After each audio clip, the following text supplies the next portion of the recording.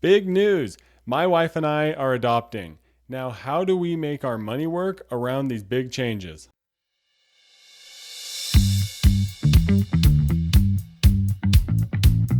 Welcome, new and returning money buddies. Today we're talking all about how you make your money work through this process we call life, right? There's all sorts of changes and all sorts of different things that go on in each and every one of our lives.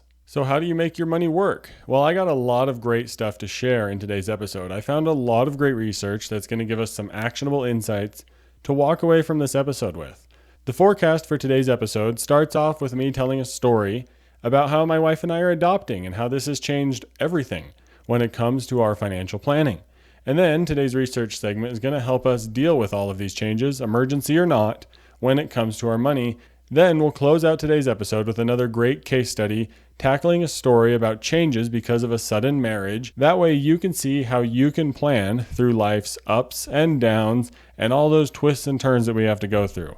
Make sure to subscribe because next week we have a great episode coming out all about how it's okay to pause the advice that we're all given sometimes. And here's a little bit of a hint. I'm talking about retirement accounts, and we're going to talk about not contributing to your retirement accounts. Gasp, right? I know, shocking. But sometimes it's okay. And that kind of goes hand in hand with today's episode as well. But we're going to look at it more from a retirement specific lens and see how you'll still be okay if you have to pause your retirement contributions for a moment in order to tackle some other goals. So make sure to subscribe because you won't want to miss next week's episode or any future episodes because I have some great ones in the pipeline.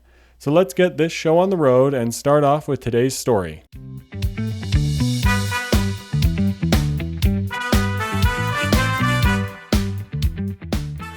So I mentioned it in the beginning with adoption, but now my wife and I, we've suddenly found ourselves in a situation where we're going to have to change what we're doing financially. We were so excited because we were finally maxing out our IRAs. Well, at least I was very excited, right? But now we're going to have to stop that for a moment. We're going to have to pause this because adoption is expensive, and we weren't sure initially exactly how we were going to afford it. But then we realized we had a lot of money we were funneling into our IRAs, so we realized we were able to slow that down temporarily and that we could redirect the savings for the time being because we can always come back to saving money into our IRAs, and really we're never leaving the fact that we're saving money. We're just saving it for a different goal because we want to be able to afford adoption. We want to avoid debt when it comes to adoption because that feels a little bit weird to have a loan out on our baby, right? And we've been working on all sorts of different ideas to pay for it, whether it was selling one of our cars for the time being and then purchasing a car much later down the road when we need one again. There's a lot of different options that we could use to pay for adoption, but we recognize that this savings that we've been funneling into our IRAs is a potential prime target for us to be able to slow that down just a little bit, still contribute some through our workplace 401ks or other retirement options, and we could adapt to life changes because guess what? Life is going to change, and there's going to be large expenses that come at us very quickly. You can build the perfect plan. You can lay it all out perfectly for the next 30, 40 years, but guess what? Something is going to come up and make it change, whether it's adoption, marriage, children, inheritance, death, accidents, whatever else it may be. And these times can be extremely stressful. They may feel like something that keeps you awake at night. You may argue. I know Rebecca and I have had little spats about how we save for this adoption and whether we continue saving into our retirement accounts because that can feel like a lot of money that's just going and getting locked up in an account.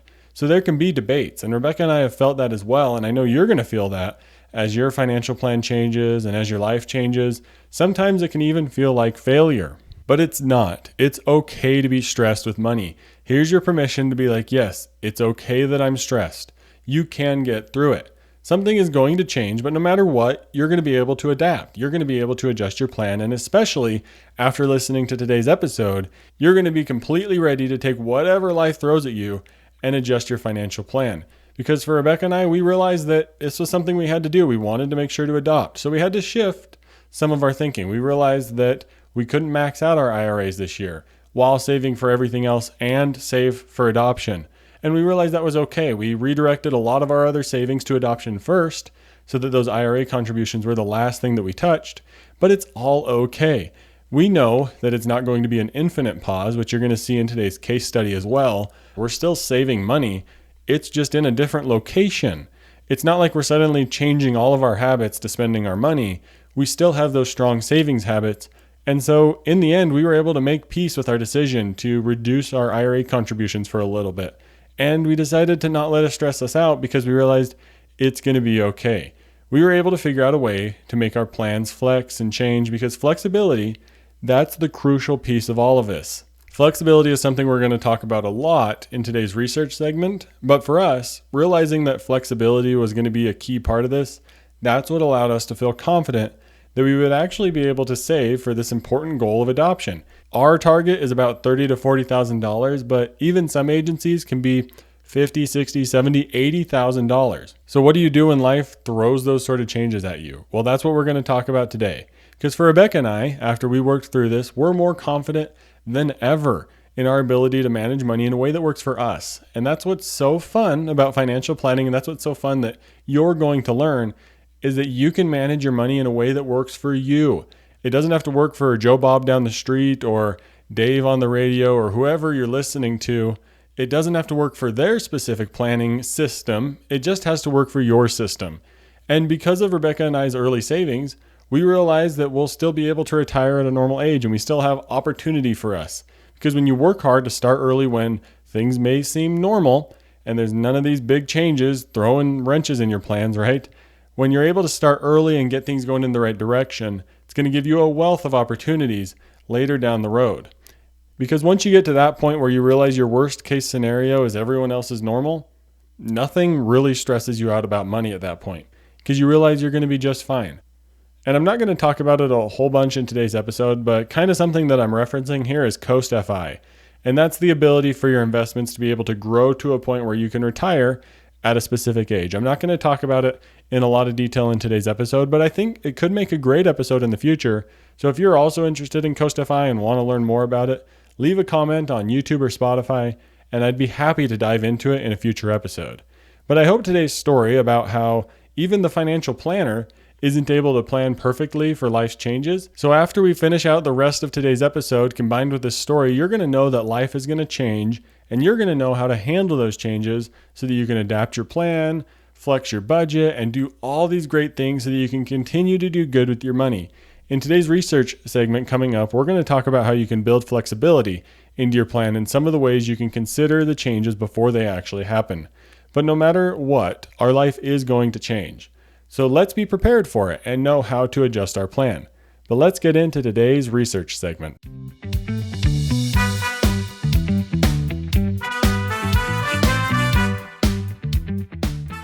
So let's get into today's research segment. And today's research segment is going to have a lot of actionable insights for you to take away. So let's start off here with this first article about long and short-term financial planning for life's major events. The first quote says, in a recent survey by the Federal Reserve, 4 of 10 Americans would not have the savings on hand to cover a $400 expense.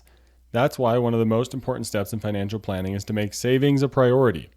And of course, the emergency fund is important. That's what this is getting at. And I want to make a quick mention here because we're not going to talk specifically about the emergency fund in today's episode. Rather, we're going to talk about those bigger changes that life throws at us that we can plan for and we can expect. I want to focus on those expected changes that can still derail our financial plan. Because you can see things coming and we know that changes are going to happen, but yet we're still blindsided by them. And some of those major life events that require planning for and planning through and adjusting our plan include marriage, job promotions, children, new homes or new businesses, inheritance, healthcare, and retirement. The obvious one is retirement because generally isn't financial planning all about retirement, but there's so much more to it than just retirement. And I think that's what I want to talk about a lot in today's episode is the other areas that life's going to throw at us that we need to plan for. The first one is marriage, and today's case study is going to dive specifically into a sudden and maybe unexpected marriage and how you can save for that. But marriage can be extremely complicated when it comes to combining finances. It doesn't have to be super difficult, but if you both come into the marriage with a lot of assets, it can be tricky. And my recommendation is always to do money together, but you have to at least talk about it together. You have to be on the same page, regardless of how your bank accounts are set up. Even if you have 2 completely separate bank accounts that you pay 50-50 on all the bills, right? You still have to talk about it. You still have to talk about how much 50-50 is. How do you split grocery bills? all those sort of things. And honestly, I think it's just easier to have a joint account and do it together from the beginning. So start talking about money today if you're married, and also start talking about the rest of your major life events that may impact your situation. Because if you're married now, there's going to be even more major life events coming up. And if you're not married, marriage could be one of those major life events. Another one is going to be job promotions. Be careful of lifestyle creep when it comes to job promotions. Paying yourself first is a great way to avoid this. And don't wait until you get a raise to start paying yourself first, or you're never going to be able to do it. When you get a raise, you may also want to consider increasing your retirement contribution as well. Because of course, getting a raise means your 3% is going to be more because you're getting a raise, but consider increasing it to 4%. And that can be a great way to use a job promotion or a raise to make your financial situation even better in the long run, because a job promotion may bring about all new responsibilities, a new work-life balance, and stuff that really just throws your life into chaos for a moment while you're adapting to it. And of course, like in Rebecca and I's situation with an upcoming adoption, children are a major life event that are going to change your financial situation. Children by themselves, they're expensive. Like in today's story, it may not be as easy as you thought. What if you have to adopt? What if you need to do a lot of medical procedures? What if there are medical complications with the child? And then you can start to get into saving for college or saving for a wedding. There can be a lot of changes thrown your way just because of a child. So this is a good area to begin to plan around and begin to model in your budget. But that does it for some of the main ones I want to talk about so far. The next article we're going to cover is going to talk about how do you adjust your financial plan as these changes happen in your life. The first thing to do is reflect on your current situation. What are your financial priorities? Do you need to adjust your savings or your spending? Have your goals shifted due to these life changes? Those are just some questions to consider, and those would be a great one to share with a friend, share this episode, and have a conversation around today's episode. But the thing that I think is most important, you're going to hear me talk about this through the rest of the episode, is writing all of this down. You have to keep it saved somewhere. Think of those events that may be coming in the horizon from the last article we just talked about, and write them down and think through, how can I prepare for having a child? And begin to think through, well, it would include buying diapers, more food, it would change our meal planning, and just write some of those ideas down. Think about a new home. How is that going to adjust my goals? Do I need to save for maintenance? How are the utility bills going to change? That can make those financial changes a lot less difficult. And the second thing from this article is to revisit your goals. This is why writing them down can be so important. Are you saving for a new goal, but your plan is still reflecting your old goals? Maybe you've hit your old goals, but your automatic savings is still saving for them. You might be over saving for a goal. I know this has happened to Rebecca and I, where we saved more than we needed for new iPhones. So make sure you're considering that, because you might be able to get to your next saving goal even faster and use that momentum. Do you need to consider prioritizing something new? Be honest with yourself. It's okay to change your plan to align with your new goals. You just need to be honest when those things happen and when your goals shift, because maybe you were saving for a new video game console or whatever it might be, and now you don't really want it anymore. So can you use that savings elsewhere to hit a goal really quickly? So be honest with yourself and be willing to adjust your plan. The third thing is to assess your budget. You need to have a plan for your spending, and you need to have a plan for where your income is going to go. Are there new expenses in your life because of this change that's upcoming? Like I mentioned with a child, there's going to be new expenses. So for Rebecca and I, we have to begin planning for those new expenses and just begin to think through and put them in our mind so they're not so surprising. And if you have a child and want to let me know some of those surprise expenses that we need to be ready for, leave a comment on YouTube or Spotify. And I would love to hear just those ideas of what we need to be planning for when it comes to having a child in the household. And the fourth thing in this article is to rebalance your investments, but we're not going to talk about that in today's episode because that's a little bit more long-term and less to do with random changes in your life. But number 5 and number 6 are to review your insurance coverage and update your estate plan. Both of these are fantastic and make the unexpected changes like emergencies or your eventual death a whole lot easier. Reviewing your insurance should happen every 6 to 12 months as your policy renews. I like to look at it and just do some quick quotes and get some pricing online when that email comes through saying your policy is set to renew in 30 days or whatever it might be. Now for life insurance, I would recommend reviewing this every 3 to 5 years or when major life events are about to happen. So for Rebecca and I, we're considering adoption, so we're considering adding some more life insurance. That's a perfect time to look at your life insurance and consider updating it and changing it as needed. And of course, health insurance. That's one to consider. It sucks. each and every year as you have to change it, think through it. There's so many plans, they're all so expensive, but you don't want to get stuck in one plan that may not cover you as you need every single year. So you need to make sure to look at this and adjust and adapt, because maybe one year you can go without health insurance and you use something like Crowd Health to cover your expenses. And then the next, you need to use health insurance to cover medical expenses for the child. There is a lot of changing and adjusting you can do in the area of insurance, so make sure you're regularly reviewing it and looking at it. But that does it for adapting your plans and considering things to adjust. This next article, it's titled Flexibility in Financial Planning, 10 Strategies to Build a Future That Can Bend Without Breaking. The first quote right here that I want to share is an absolute home run. It says, "Too often, retirement planning gets boiled down to a single magic number, the amount that you think you need to save before you can stop working. But life rarely unfolds according to a fixed projection. There's health changes, market swings, family responsibilities, and even unexpected opportunities that can alter your needs and your resources. Here's the real home run. A static number can give false comfort or create unnecessary stress." I love that. Let me say it again. A static number can give a false comfort or create unnecessary stress. So what are these 10 steps that you can do to avoid that unnecessary stress? Let me know which one of these stands out to you in the comments and share it with a friend. I'm going to go through all 10 real quick here, and then we'll talk about some more specifically. First, cultivate a flexible mindset. 2, plan for ranges, not absolutes. 3, build in spending flex zones. 4, maintain multiple types of assets for withdrawals. 5, don't forget housing and home equity as a flexible resource. 6, balance growth and stability. 7, stress test your plan. 8, keep tax strategies agile.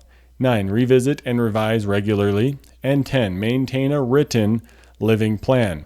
So I want to talk about some of these specifically. I really like the notion of reframing our adjustments as a win. And this comes from number 1 about cultivating a flexible mindset. Let me say that again, reframe your adjustments as a win. Why do you do that? Because we need to realize that our adjustments mean you're making proper changes. It means you're staying resilient. It means you're being willing to adapt and change. Don't look at it as a negative. Be glad that you're aware enough and that you're responsible enough to make changes. Be proud of yourself that you're saying, wow, my life is going to change. Let me change my money and my financial plan along with it.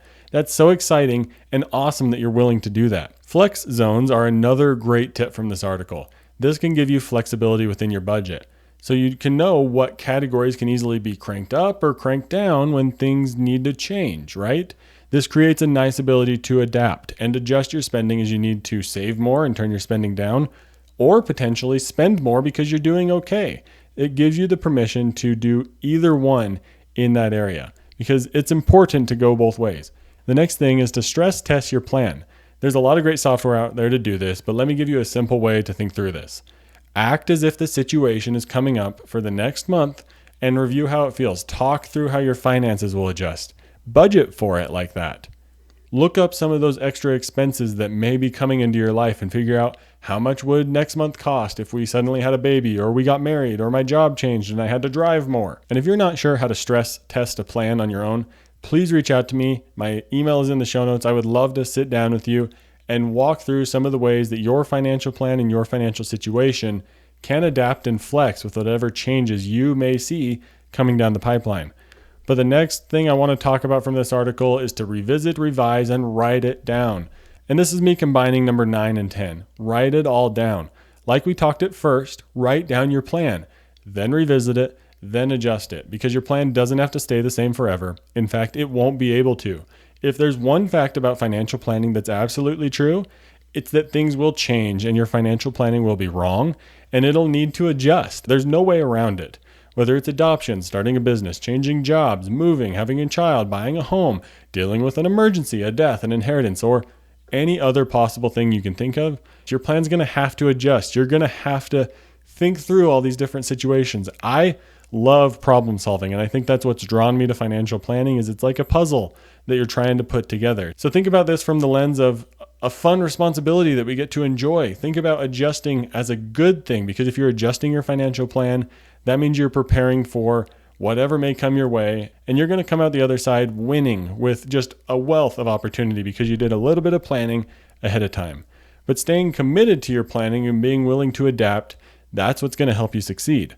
which is just where we're heading with this next article that's titled, "I'm a Financial Planner. This is why commitment, not perfection, drives financial success." I want to start off here with a couple quotes directly from this article. The first one is, "Think of financial success more like choosing a road trip route and less like picking a winning lottery number. Whichever path you take, your outcomes depend less on the route itself and more on the consistency of how you drive, fuel up, and keep moving forward. Commitment and follow through are what get you to your destination. Don't wait for certainty before acting. Create a plan that fits your goals and values, then commit to following it through market ups and downs. The consistency of execution matters more than chasing perfection. Create a written plan, automate good behavior, diversify wisely, and revisit, don't react. Pick a plan and be willing to adapt and adjust. Maybe there's construction on your route and you have to take a detour through a small town called Adoption. That's what Rebecca and I are having to do right now. We were on a highway towards early retirement and we had to take a detour through this nice, quaint, cute, small little town where we have to adjust some of the ways we're using our money. And don't wait for certainty before acting. This goes both in just planning your life, but also in your money. Don't wait for everything to be 100% accurate before you start doing something. Start taking small steps in the right direction, and that's going to get you farther than any other option. But I don't want to harp on it too much, but I'm going to mention a written plan here again. I've talked about it enough through the episode, but it's a great idea. I also love the idea of automating good behavior. Keep it simple and make it automatic to do what is right. Automatic 401k contributions are a great example and a fantastic place to start. Consider automating the rest of your savings, including savings for your pets, savings for your rent. Set up some sort of system where it's all just taken care of automatically. The other thing that the article mentioned was diversification, and this can be as simple as just choosing an index fund instead of a simple stock. But it can also be more than that as you start to get more and more money in your investment accounts. But if you're just getting started, keep it simple with an index fund. And again, make sure you're revisiting your plan and don't react to changing situations. Set a specific time that you're going to review it and ignore the news. Do not review your plan because of a news headline. Focus on the big picture, and focusing on the big picture means scheduling your own time on your own schedule to review your financial plan. Because if you start reviewing it based on circumstances in the news, you're going to be changing it every single day, and you're going to be changing it to whatever the news wants you to think. The news is just a marketing vehicle. That's all it is now. It's not a great place to get updates that are going to actually impact your situation, because you can figure out what you need to do with your money and make the right decision for you. So stay away from current events and don't let those influence your financial plan.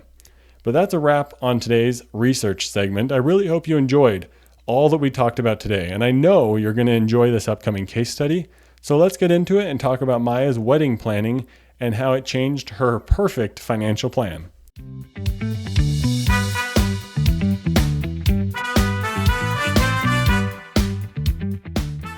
So in today's case study, we're going to talk all about Maya's wedding planning journey. We're going to talk about it both from her financial situation changing to also understanding how others may change our financial situation. So some background here on Maya.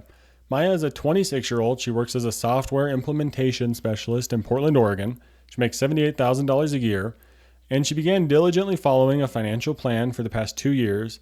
She contributes 12% of her income to a 401k, and she's really built up a good amount of savings for retirement. Maya is still paying off $32,000 in student loans from her bachelor's degree in computer science, and she's always imagined getting married someday, right? She's never sure when it'll be. She thinks maybe after her student loans are paid off entirely, in her early 30s. A wedding really isn't a part of her immediate financial plan. So then here comes the change, right? You can all see it coming. 6 months ago, Maya met Liam at a work conference. They connected instantly over their shared love of hiking and terrible puns. Their relationship moved quickly, and after 4 months of dating, they both knew that they were the one, right? Liam proposed 2 months later. Maya said yes without hesitation. They wanted to get married within the next 10 months because Liam's grandmother, who raised him, is declining in health, and they want her to be able to be there at this wedding. Now, all of a sudden, Maya was planning for this wedding to be in her 30s or after she paid off her student loans, but really, this changed all very quickly. Maya and Liam, well, they want a modest wedding. They're going to need about $28,000 total. That's what they determined. Liam has $9,000 saved and Maya has $6,000 in general savings that's available for this wedding. So they need to come up with an additional $13,000 in 10 months. That's where the stress starts to set in. $1,300 a month, where's that going to come from? Maya was completely overwhelmed at first. She had been so proud of her retirement contributions and her perfect financial plan. And remember, no financial plan is perfect because it's all going to change. Maya had done extensive research on Reddit and YouTube about optimal savings rate, and the very thought of reducing her 401k contributions felt like failure. She was worried because she already felt like she was kind of behind on retirement because of her student loans, and now was she going to fall even further behind? But she was also caught between some conflicting advice because her parents kept saying, just put it on a credit card and pay for it later. All sorts of financial influencers were telling her to never reduce your retirement contributions for any reason. And she had a coworker suggest taking out a personal loan. She spent 2 weeks stressed out to the max, losing sleep, feeling like she had to choose between her marriage and Liam's desire to have his grandmother attend the wedding and financial independence, or staying out of debt even. She was terrified of ending up in credit card debt or having to take out a loan for this wedding. So what was she going to do? That's where the adjustment started to happen. After talking through it with Liam, talk through it with your spouse or partner or your fiancé. Don't just try to keep it all in your head because that's how we stay stressed. Maya was able to realize that she had a lot more flexibility than she originally thought. She realized she could temporarily reduce her 401k contributions down to 6%, give herself some savings back into her paycheck. She's still saving to her 401k, and she realized it doesn't have to be forever. She set a reminder on her phone to adjust it back up later, and I highly recommend you all do that if you have to make some sort of adjustment. Set a reminder so that you can come back to it later and you don't have to remember it all up in your head. Maya was also able to adjust her student loan strategy. She was able to reduce it to the minimum payment, which got her an extra $200 back for the next 10 months. Again, she just wrote down a reminder in her phone to change it back so that she could get back on track with paying it off early. Temporary pauses are okay, and that's what both of these are. Now, Maya also knew she had an annual performance bonus of about $3,500 that she usually used towards student loans and vacation savings. Well, now that's all going towards this brand new wedding fund that the couple decided to get together. Maya and Liam created a dedicated wedding savings account in a high-yield bank where they were able to get their first joint account, and they automated transfers each payday to go into that account so that they wouldn't have to think twice about saving the money. It was all automatic, and this goes back to today's research segment about automating easy behaviors, make it simple, and make it regular and recurring. Even just the idea of talking about it together is fantastic, but actually being able to put some energy into it and some savings into it, that is such a great plan. Maya wrote down, which remember, writing this down is important, but she wrote down specific guardrails for this plan change. She wrote down that it's only going to take 10 months until their wedding. And then after the wedding, she wrote down everything that needs to happen to go back to normal, including her 401k contributions going back up to 12%. If they lose their job, then the wedding is going to get scaled back significantly. Instead of going for a $28,000 budget, it'll become a much smaller wedding.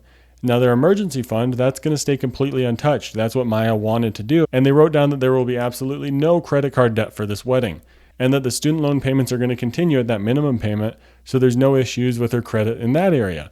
And they also made sure to do weekly budget check-ins. I love this idea. This is what my wife and I did throughout our engagement. We made sure to regularly check in with each other so that we knew how spending was going, so that we knew how much we had spent so far, so that we were able to make purchase decisions together. But talking about it, that's going to be the most important piece here, and then writing it down will be a very close second. And then, of course, there's the return plan, and this is all included in all of this, but write down that you need to return to your 401k contributions, write down that you need to add back in that extra student loan payment. And then Maya was even going to consider evaluating putting some extra money in her 401k to kind of make up for this time period where she feels like she lost some ground. But either way, she's going to be just fine. And I think the return to normal plan is extremely important here because that's where lifestyle creep can begin to sneak in. Because suddenly you're not saving for the wedding, right? And now they have an extra $1,300 a month that is savings to do whatever with, right? Wrong. That $1,300 a month came from strategic decisions to scale back your financial plan. So you have to make sure you have a return to normal plan to put that money back in to what you were working so hard to save for. That's an essential piece of scaling back or temporarily reducing any sort of retirement contributions for a short window, is to make sure you put them back in place and then adjust your plan from there again. And then they get married, and then suddenly those reduced 401k contributions are being used on a honeymoon, and then suddenly it's just being spent. And now you're wondering, how did I ever used to save like that? But when you have a return to normal plan, it makes it a whole lot easier to adjust and get back into that rhythm that you were used to beforehand and that perfect financial plan. And remember, no plan is truly perfect. They're always going to have to adjust and adapt, but being able to return to what you were used to before the next adjustment is going to make you feel a whole lot better about sticking to your plan and getting back to your plan after your life changes. So here's a quick curveball that could happen. What if one of their parents came forth and said they were willing to pay for the wedding? Both of them are very independent people and they want to be able to save on their own, but it would be nice to have the parents pay for it because it would help them save a lot of money. But there's always an emotional aspect of accepting money from other people. So how do you handle this? Well, have the conversation before it happens, because this sort of situation is something you can always think through. You may not think it'll actually happen, but regardless of whether or not you think it'll happen, you should be prepared for it, because you may want to ask someone for money. And my recommendation, if you're going to ask someone for money, is to have a plan on what you're going to do with that money. Because I asked my grandma for a few $1,000s for Rebecca and I's wedding, but I came to her with a specific budget and asked for a specific amount. And have that discussion beforehand so that you know how to accept money and be grateful for it, and so that you can be ready for the emotional impact of it. Because here's one thing you have to be super careful about. If you're married, consider both spouses' input, because the situation of receiving money from a grandparent or a parent feels extremely different from the spouse who is getting money from their in-law. So make sure you consider that. And this could be a really great option for Maya and Liam to use. So just like them, we all need to not be afraid to accept money from other people. We need to be grateful and accept other people's generosity. But you need to have the conversation beforehand so that you can be prepared mentally and emotionally on how to accept money from other people, because it can be a little bit daunting and a little bit overwhelming to think about getting money from someone, especially when it's a larger sum. You have to be prepared for the emotional impact. So what's the outcome from all this? Well, by writing all of this down, Maya was able to see how this temporary reduction wasn't going to derail her long-term plans. She would, of course, miss out on some contributions, but she had a plan to look into temporarily boosting her 401k contributions to attempt to make up for it. And of course, know this, a financial plan, it's not a legally binding contract that you cannot deviate from. You can do whatever you want. It's okay to adjust your financial plan, and honestly, it's a sign of good financial planning. Clear boundaries and writing all of this down, writing down clear timelines is going to be extremely helpful for Maya and extremely helpful for you when it comes to adjusting your financial plan. And just remember, you're not abandoning your financial future by making some slight adjustments now. Be honest, especially if you're getting married, and set a true financial plan. And be sure to work together with your spouse or fiancé or whatever situation you're in. Make sure you're taking into consideration all the opinions of those who are impacted by your financial decisions. But what's the key lesson from all this? Well, the key lesson is that our life, it really never follows the plan that we outline. Whether it's a perfect financial plan or not, things are going to change. Expect changes. They're inevitable. Realize that these shifts are mostly just temporary, and use those temporary shifts as a way to reduce stress, that you can make adjustments. It's going to be okay. And even build some flexibility into your plan, but avoid the trap of doing nothing out of the fear of change or just putting it on a credit card to react to the change. When we plan for a change and accept that it's going to happen, we can be better prepared for it. And that does it for today's case study. I hope you enjoyed it, because I know I did working on this one. This was a fun one to put together. It made me think through some of the financial decisions that my wife and I had to make when we were just first getting engaged and getting married. So I hope you enjoyed some of the takeaways from this one and how all of our lives are going to change and your financial plan can change with it. Let me know what you thought about this case study down in the comments, but let's wrap up this great episode next.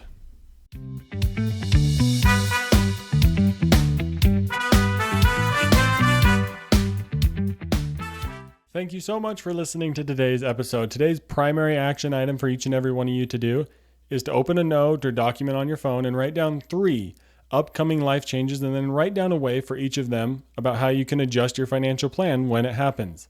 Some things to think through are questions like this. Do you need to build flexible categories that can adjust up and down with your spending depending on situations? Do you need to build a range in which you're okay with your retirement contributions going up and down? What potential changes are coming up soon that you need to build in this flexibility for? And now go out and figure out how you can build that flexibility now so that when the inevitable changes come, you're a whole lot more prepared and you're a whole lot less stressed. But if we learned anything from today's episode, it's that changes, they are going to happen. But that does it for today's episode. I hope you were able to take a lot away. We covered how my life is changing with an upcoming adoption. We discussed all of the research around how to plan for flexibility in your financial plan and how to accept that things are going to change.